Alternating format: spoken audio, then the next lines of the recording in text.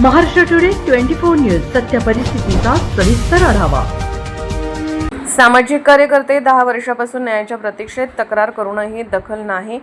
एरंडोल तालुक्यातील उतराण अहिरद येथील सामाजिक कार्यकर्ते खलीलदादा यांनी 2016 पासून त्यांचे शेजारी राहणारे रवींद्र हरी पाटील यांच्या घराची स्वच्छालयाची टाकीला गळती होऊन ते पाणी खलीलदादा यांच्या मातीच्या घराच्या भिंतीमध्ये मुरत असल्याने भिंत पडून मोठी जीवितहानी होण्याची शक्यता नाकारता येत नाही।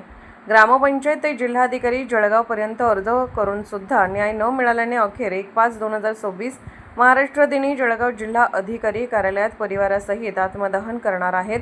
होणाऱ्या परिणामास प्रशासन जबाबदार राहील असं त्यांनी प्रतिनिधींशी बोलताना सांगितलं। हिंदू मुस्लिम एकतेसाठी गावात काम करणारे सामाजिक कार्यकर्ते खलीलदादा यांनाच न्याय मिळत नसल्याने परिसरात सुज्ञ नागरिकांकडून नाराजीचा सूर निघत आहे। महाराष्ट्र टुडे मराठीसाठी ब्यूरो रिपोर्ट चंदू खरे, एरंडोल, जळगाव। आपका नाम क्या है? मेरा नाम सामाजिक कार्यकर्ता खलीलदादा उतराना अहिरद तालुका एरंडोल जिल्हा जळगाव ही कायमच्या रहिवासी आहे। क्या प्रॉब्लेम है आपका? माझी जी घराची भिंत आहे ती त्याचे बाजूचा शेजारी बाजू कोण? बाजूचा शेजारी रवींद्र हरी पाटील आहे। त्यांनी शौचालय माझ्या भिंतीला खेटून बांधलेलं आहे। सतत मी त्याला वारंवार बोललो असतात। वारंवार म्हणजे किती दिवसापासून बोलताय आपण? मी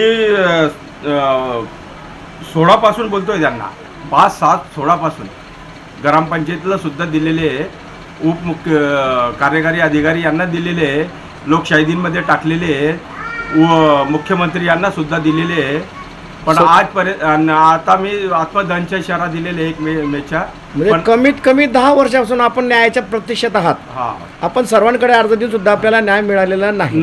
मग आपण कुठे काय इशारा दिला? मी 1 मेला आत्मदहन करणार आहे। कुठं? जिल्हाधिकारी जळगाव यांच्या कार्यालयासमोर 1 मेला आपण आपल्याला न्याय न मिळाल्यामुळे आपण आत्मदहन करणार आहात। आपण ग्रामसेवकला काही निवेदन दिलेले का? निवेदन तर त्यांना वारंवार निवेदन देतोय। आता कोण आहे ग्रामसेवक? आयरे म्हणून आहे। त्याला सांगितलं तुम्ही? आपण मी सांगितलं, प्रत्यक्ष त्यांनी पाणी केलेली। मग काय म्हणतात ते म्हणताय की आता ते व्हिडिओने असं पत्र पाठवलेलं आहे की तुमचीच मातीची भिंत आहे, त्याच्या सरदावर त्याला आम्ही मातीची भिंत आमची आहे, बरोबर आहे, पण मातीच्या भिंतीचा सरदावा येईल का पाण्याचा सरदावा येतो? पाण्यामुळे सरदावा येतो।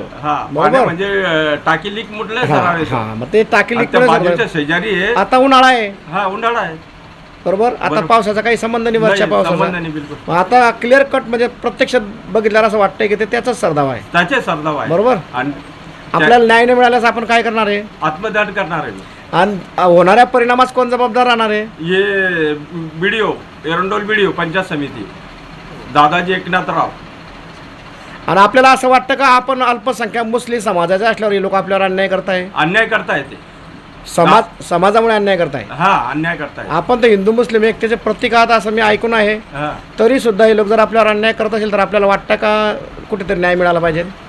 मला न्याय मिळाला पाहिजे म्हणून मी आत्मदहन करतोय। आजच महाराष्ट्र टुडे 24 न्यूजला सबस्क्राईब करा आणि सत्य परिस्थितीचा सविस्तर आढावा पहा।